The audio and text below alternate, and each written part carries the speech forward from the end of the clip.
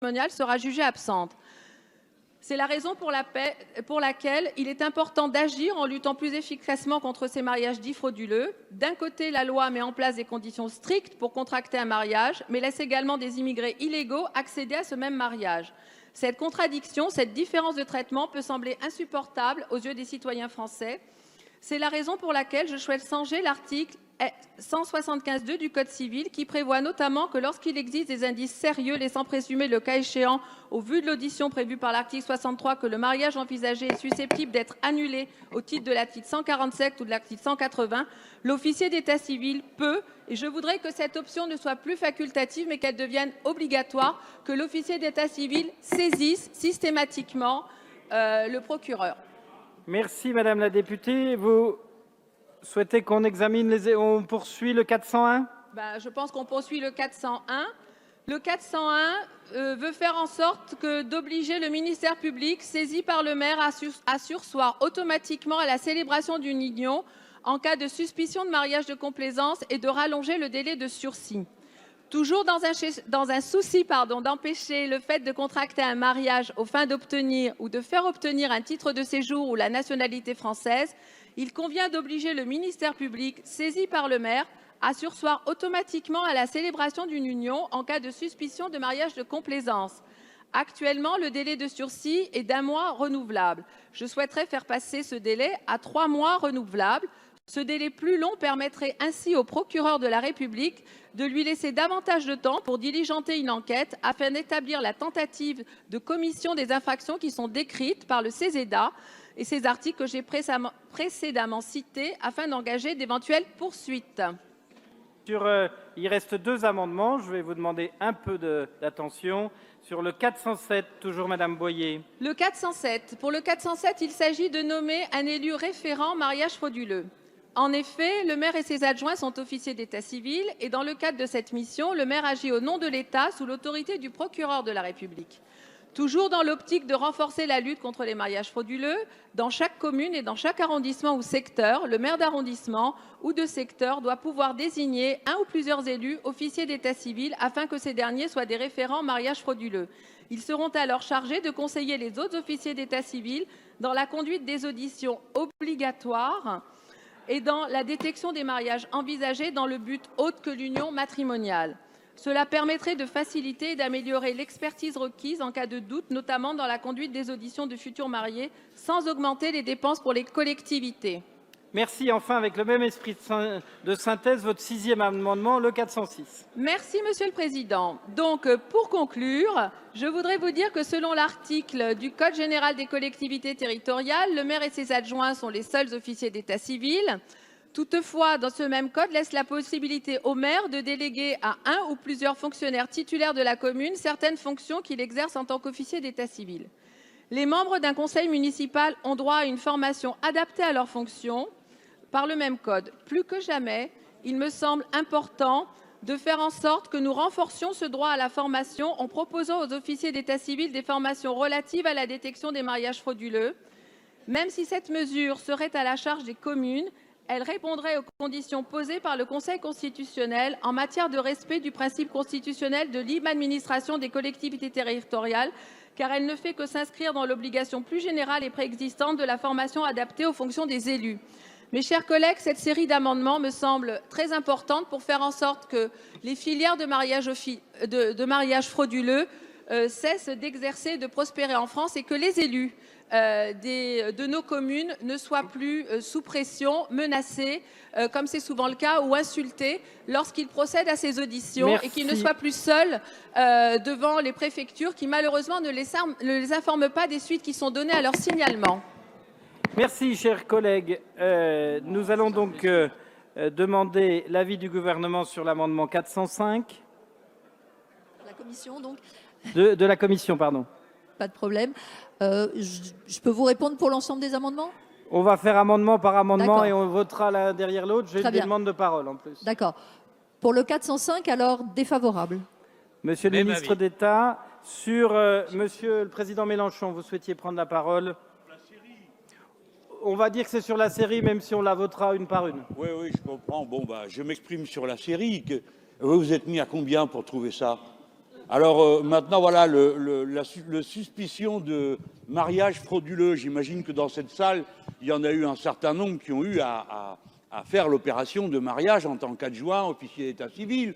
Alors quand vous voyez deux pauvres diables qui sont devant vous, là, vous vous dites, ah bah tiens, celui-là a l'air frauduleux, dégagez. Vous êtes fous. Enfin, qu'est-ce que c'est que cette histoire? Alors vous allez avoir un élu référent au mariage frauduleux. Alors on pourrait aussi mettre un élu aux étalages frauduleux. Après, vous allez avoir une formation en mariage frauduleux. Mais enfin, Madame Boyer, enfin, Madame, 6 amendements pour remettre en suspicion tous les mariages des pauvres diables qui vous auront l'air suspects. Cela est aberrant. Et surtout, le plus dangereux est celui où vous dites l'officier d'état civil peut faire référence au procureur. Ben là, vous avez changé par doit. Alors là, quand vous pouviez, vous étiez déjà perplexe. Mais si vous êtes dans doit, alors là, qu'est-ce que vous faites? Tous ceux qui vous paraissent avoir l'air un air bizarre ou qui se sont contrariés avant de venir, la mariée a déchiré sa robe, l'homme a oublié son nœud papillon, ils ont une drôle de tête, et à ce moment-là, on dit « Ah non, c'est frauduleux, dehors !» Ce n'est pas sérieux, Madame Boyer. La suspicion dans ce domaine est ridicule. Merci, Monsieur le Président. Madame Boyer va répondre puisqu'elle a été interpellée et nous passerons au vote sur ces amendements. Merci, Monsieur le Président, Monsieur le ministre d'État, mes chers collègues. Je comprends que vous vouliez faire des effets de manche, puisque vous aimez ça, Monsieur Mélenchon, chers collègues. Mais j'ai été maire,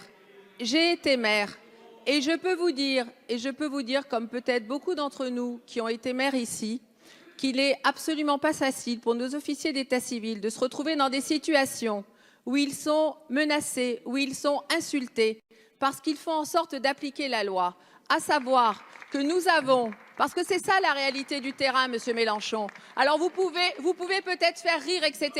Mais la situation des mariages frauduleux existe. Il y a des filières mafieuses qui organisent ces mariages. Et il y a des personnes qui sont exploitées. Alors si ça vous désintéresse, parce que ça peut vous faire rire, moi ce n'est pas mon cas.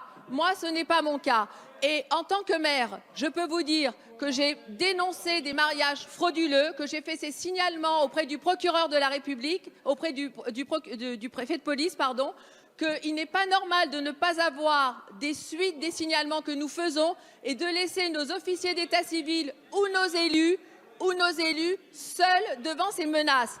C'est la raison pour laquelle j'ai souhaité faire en sorte que dans le texte Asile-Immigration, où nous avons mis en place des mesures pour lutter justement contre les fraudes, eh bien que la fraude au mariage gris, que la fraude à l'escroquerie sentimentale, eh bien tout ça, ça puisse être mis dans la loi, parce que ce sont des mesures de protection pour les plus fragiles et ce sont des mesures de protection pour éviter des filières. Si ça vous fait rire, c'est votre problème, mais la réalité du terrain, elle est totalement différente. Alors s'il vous plaît, pas de leçons et pas de mépris. Bien, merci. Peut-être que vous connaissez pas bien Marseille. Pour que nos débats ne se noient pas dans le vieux port, je vais essayer de mettre aux voix ces amendements qui ont été présentés de façon synthétique tout à l'heure et sur lesquels chacun a pu s'exprimer. L'amendement 405 qui a reçu un avis défavorable de la Commission et du Gouvernement, qui est pour, qui est contre, il n'est pas adopté. Quel est l'avis de la Commission et du Gouvernement sur le 404? Même avis? Défavorable. Défavorable, défavorable. Je mets donc aux voix le 404, 2 avis défavorables. Qui est pour? Qui est contre? Il n'est pas adopté. Sur le 400, Madame la rapporteure? Défavorable. Monsieur le ministre d'État, même avis sur le 400. Qui est pour? Qui est contre? Il n'est pas adopté. Sur le 401? Défavorable. Même avis. Le 401 avec 2 avis défavorables. Je mets aux voix et ensuite je donne la parole à ceux qui le souhaitent. Qui est pour? Qui est contre? Il n'est pas adopté. Monsieur le Président Mélenchon, vous avez la parole. Mais puisqu'on m'a invité à changer de ton, Madame, ne vous privez pas des gourmandises lorsqu'on en dispose. Qu'une chose soit bien dite ne dérange pas et n'enlève rien au fond, que je sache. Je ne fais pas, comme vous dites, des effets de manche. Je vous signale que votre réponse est le démenti que j'attendais. Vous évoquez des cas où vous avez la conviction que le mariage est frauduleux, où vous avez fait l'objet de menaces. Mais dans ce cas, s'il est frauduleux, en effet, il faut le dénoncer, il faut qu'il soit réprimé. Personne ne discute ce point. Eh oui, s'il vous plaît. Si vous y allez avec le mariage, si vous y allez avec le mariage de cette façon, je veux vous dire que c'est dans tous les autres cas que la situation est absurde en passant du peu au doigt. J'ajoute que si vous y réfléchissiez, madame, la fraude sentimentale aussi peut être mise en cause. Alors, on poursuit l'examen et le vote de ces amendements. L'amendement 407, quel est l'avis de la commission? Défavorable. Défavorable, monsieur le ministre d'État. Même avis du gouvernement. Je mets au voix l'amendement 407 avec 2 avis défavorables. Qui est pour? Qui est contre? Il n'est pas adopté. L'amendement 406, avis de la commission défavorable. Défavorable. Même avis, monsieur le ministre d'État. Même avis. Je mets au voix l'amendement 406. Qui est pour? Qui est contre? Il n'est pas adopté. Nous en avons fini de ces amendements. Nous allons à l'article 31.